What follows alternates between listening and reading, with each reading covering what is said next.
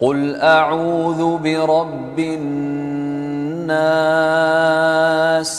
ملك الناس إله الناس من شر الوسواس الخناس الذي يوسوس في صدور الناس من الجنة والناس। কালো জাদু, সিজ্জিন ও বাংলাদেশের প্রেক্ষাপট। কালো জাদু, ইসলাম, বাস্তবতা ও সিজ্জিনের রহস্য। মানুষের সমাজে যুগে যুগে এক অন্ধকার অধ্যায় ছিল, যা আজও বহু মানুষকে গ্রাস করে। হিংসা, বিদ্বেষ আর অজানার ভয় থেকে জন্ম নেওয়া এক গোপন ক্ষমতা, যার নাম কালো জাদু। ইসলামে যা শিরক, কুফর আর ধ্বংসের প্রতিচ্ছবি। চলুন এই ডকুমেন্টারিতে আমরা উন্মোচন করি কালো জাদুর ভয়াবহতা, এর প্রভাব, পরিত্রাণের উপায় এবং কিতাব সিজ্জিন ঘিরে গড়ে ওঠা রহস্য। কালো জাদু, ইসলামের দৃষ্টিতে কোরআনের আয়াতের ক্যালিগ্রাফি, সূরা বাকারা 102, ফালাক, নাস, হাদিসের বই। এরপর কতিপয় জাদুকরের প্রতীকী চিত্র, তাদের মুখ অস্পষ্ট। ইসলামের মূলনীতি অনুযায়ী কালো জাদু বা সিহর এক মহাপাপ। এটি আল্লাহ ব্যতীত অন্য কিছুর ওপর বিশ্বাস স্থাপন করে শয়তানের সাহায্য নিয়ে মানুষের ক্ষতি করার এক নিকৃষ্ট কৌশল। পবিত্র কোরআনে সূরা বাকারার 102 নম্বর আয়াতে সুস্পষ্টভাবে এর নিন্দা করা হয়েছে। যারা জাদু করে, তাদের জন্য পরকালে কোনো অংশ নেই। এটি মানুষের ঈমান ধ্বংস করে, কারণ শয়তানের সাহায্য চাওয়া মানেই আল্লাহর প্রতি অবিশ্বাস। জাদুকরকে ইসলামে জাহান্নামী বলে গণ্য করা হয়। জাদু শুধু ঈমানই কেড়ে নেয় না, এটি মানুষের জীবনকে ধ্বংস করে দেয়। পারিবারিক অশান্তি থেকে শুরু করে শারীরিক ও মানসিক অসুস্থতা, এমনকি মানুষের মধ্যে বিচ্ছেদ পর্যন্ত ঘটাতে পারে। হাদিসে এসেছে, বদনজর বা কুদৃষ্টিও এতটাই শক্তিশালী হতে পারে যে তা মানুষকে কবরে নিয়ে যেতে পারে। বাংলাদেশে কালো জাদুর ঘটনা ও ধরন। আমাদের প্রিয় মাতৃভূমি বাংলাদেশেও কালো জাদুর কুপ্রভাব আজও দেখা যায়। যদিও বেশিরভাগই গুজব বা কুসংস্কার, কিন্তু এই বিশ্বাসগুলো সমাজে চরম ভীতি তৈরি করে। এর মধ্যে একটি বহুল আলোচিত ঘটনা হল ডাহুক পাখির মর্মান্তিক ব্যবহার।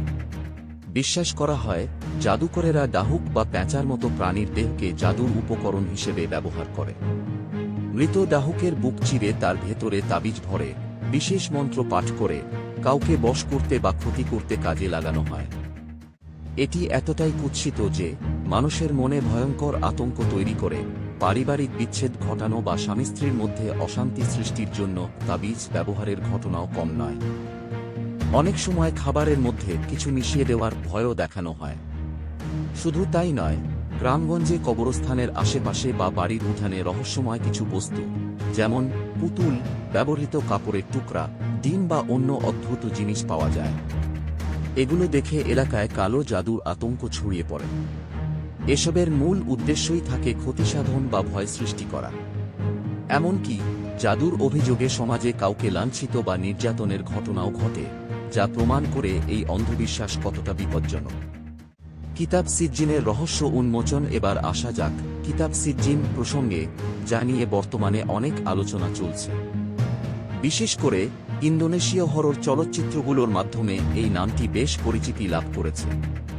কিন্তু ইসলামী বিশ্বাস অনুযায়ী সিজ্জিন আসলে কালো জাদুর কোনো কিতাব নয়, এটি কোরআনে বর্ণিত একটি বিশেষ স্থান বা কিতাব। পবিত্র কোরআনের সূরা আল মুতাফফিফিনে আয়াত 7 সেপ্টেম্বর সিজ্জিন শব্দটির উল্লেখ আছে। এটি ব্যাখ্যা করা হয় একটি স্থান হিসেবে। অনেক তাফসীরকার একে জাহান্নামের সর্বনিম্ন স্তর বা পাপাচারী, কাফির ও সীমা লঙ্ঘনকারীদের রূহ রাখার কারাগার বলে ব্যাখ্যা করেন। একটি কিতাব হিসেবে এটি পাপাচারী ও অবিশ্বাসীদের মন্দ কাজের আমলনামা বা তালিকা, যা শয়তানদের দ্বারা নিয়ন্ত্রিত। কিন্তু আধুনিক যুগে, বিশেষ করে ইন্দোনেশীয় হরর সিনেমা সিজ্জিনের মতো কাজগুলো এই ধারণাকে ভিন্নভাবে উপস্থাপন করেছে। সিনেমায় এটিকে প্রতিশোধমূলক কালো জাদুর একটি ভয়ঙ্কর অভিশাপের বই হিসেবে দেখানো হয়েছে, যা মানুষকে মৃত্যুর মুখে ঠেলে দেয়। মনে রাখতে হবে, এটি সিনেমার কাল্পনিক অংশ, ইসলামী ধর্মতত্ত্বের মূল অংশ নয়। তবে এই সিনেমার জনপ্রিয়তাই কিতাব সিজ্জিন ঘিরে এক রহস্যময় জল্পনা তৈরি করেছে। পরিত্রাণের উপায়, তবে এই অন্ধকার থেকে মুক্তির পথ একটাই, আল্লাহর ওপর পূর্ণ আস্থা রাখা এবং কোরআন সুন্নাহ নির্দেশিত পথে চলা। কালো জাদু থেকে পরিত্রাণের জন্য রুকিয়াহ শারিয়াহ সবচেয়ে নির্ভরযোগ্য পদ্ধতি। এতে কোরআনের আয়াত যেমন সূরা ফাতিহা, আয়াতুল কুরসি, সূরা ইখলাস, ফালাক ও নাস পাঠ করে ঝেড়ে নেওয়া হয়। দৈনিক 5 ওয়াক্ত নামাজ, সকাল সন্ধ্যার জিকির ও দোয়া এবং ঘুমের আগের আমলগুলো আমাদের আত্মাকে সুরক্ষিত রাখে। সবচেয়ে গুরুত্বপূর্ণ হল ঈমানকে মজবুত করা এবং যেকোনো ধরনের কুফরি বা শিরক থেকে দূরে থাকা। কোনো কবিরাজ বা জাদুকরের কাছে যাওয়া ঈমান হারানোর কারণ হতে পারে। যদি কখনো কোনো অদ্ভুত বস্তু যেমন তাবিজ বা পুতুল দেখা যায়, তবে ইসলামিক নিয়ম অনুযায়ী সেগুলোকে নষ্ট করে ফেলা উচিত। শিং মাছ ও পুতুল দিয়ে কালো জাদুর সাম্প্রতিক ঘটনা। পুতুলের গায়ে সূচবিদ্ধ করে আতঙ্ক দৃশ্যের বিভিন্ন অঞ্চলে বাড়ির উঠান, কবরস্থান বা নির্মাণাধীন কাজের জায়গা থেকে এই ধরনের পুতুল উদ্ধারের ঘটনা সংবাদে আসে। ঘটনার ধরন, ঘটনার বিবরণ, গণমাধ্যমের তথ্যসূত্র। উঠানে 101 সুইবিদ্ধ পুতুল। কুড়িগ্রামের একটি পরিবারের বাড়ির উঠানে 101টি সূচ বিদ্ধ করা একটি রহস্যজনক পুতুল পাওয়া যায়। পরিবারটি এতে আতঙ্কিত হয়ে পড়ে। স্থানীয় আলেমগণ এটিকে জাদুটোনা বা বান মারার চেষ্টা বলে মত দেন। জানুয়ারি 2024 কবরে নীল জাদুর সরঞ্জাম। নরসিংদীতে একজন শহীদের কবর মাথাইয়ের কাজ করার সময় কবরের চারপাশ থেকে মাটির নিচ থেকে কালো জাদুর পুতুল ও চিঠি পাওয়া যায়। পরিবারের দাবি, এটি কুফরি ও জাদুটোনা করার চেষ্টা। জুলাই 2025 রক্তবর্ণ পুতুল ও আতঙ্ক। উত্তর দিনাজপুরের ভারত-বাংলাদেশ সীমান্ত সংলগ্ন একটি বাড়িতে রক্তবর্ণ পুতুল পাওয়া যায়, যার গায়ে অজস্র সূচ ফোটানো ছিল। এটি দেখে স্থানীয়দের মধ্যে ব্ল্যাক ম্যাজিকের আতঙ্ক ছড়িয়ে পড়ে। পরে বিজ্ঞান মঞ্চের প্রতিনিধিরা এসে ঘটনার তদন্ত করেন। জানুয়ারি 2024 কাফনের কাপড়ের সাথে পুতুল। যশোর অঞ্চলের একটি বাড়ি বা স্থাপনার গেট খোলার পর সুই ফোটানো পুতুল এবং কাফনের কাপড়ের মতো বস্তু পাওয়ার ঘটনা সংবাদে আসে, যা এলাকায় ভীতি সৃষ্টি করে। ফেব্রুয়ারি 2024 এই ধরনের জাদুর সবচেয়ে প্রচলিত কৌশল হল পুতুল ও সূচ। কুসংস্কারাচ্ছন্ন বিশ্বাস অনুযায়ী কোনো ব্যক্তির ক্ষতি করার উদ্দেশ্যে সেই ব্যক্তির প্রতীকী পুতুল তৈরি করে সেটির গায়ে সূচ বিদ্ধ করা হয়। ধারণা করা হয়, সূচ যেখানে বিদ্ধ হয়, টার্গেট ব্যক্তি সেই স্থানে তীব্র ব্যথা অনুভব করে। সাম্প্রতিক সময়ে কুড়িগ্রামের একটি পরিবার তাদের বাড়ির উঠান থেকে 101টি সুই বিদ্ধ করা একটি রহস্যময় পুতুল উদ্ধার করে, যা স্থানীয়ভাবে বান মারা বা জাদুটোনার চেষ্টা বলে বিবেচিত হয়।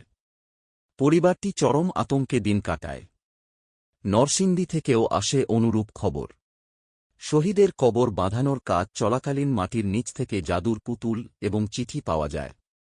কুফরি কালামের মাধ্যমে ক্ষতি করার এই চেষ্টা সমাজের নানা স্তরে ভীতি সৃষ্টি করছে। উপসংহার: কালো জাদু একটি কঠিন বাস্তবতা হলেও এর প্রভাব থেকে বাঁচতে আল্লাহর ওপর দৃঢ়বিশ্বাস এবং তাঁরই দেওয়া সমাধানই একমাত্র পথ। ইসলামের আলোকবর্তিকাই পারে এই অন্ধকারের ওপর বিজয়ী হতে। আসুন আমরা জ্ঞান ও ঈমানের আলোয় আমাদের সমাজকে কুসংস্কার মুক্ত করি এবং আল্লাহর কাছে সর্বাবস্থায় আশ্রয় প্রার্থনা করি।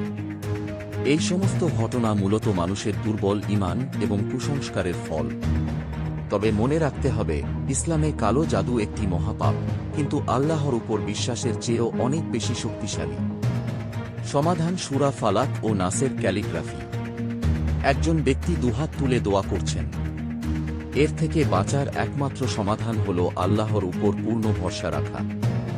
নিয়মিত কোরআন তেলাওয়াত, বিশেষত সূরা ফালাক, নাস এবং আয়াতুল কুরসি পাঠ করা এবং সহিহ রুকিয়াহ শারিয়াহ অনুযায়ী চিকিৎসা গ্রহণ করাই এই অন্ধকার থেকে মুক্তির একমাত্র আলো।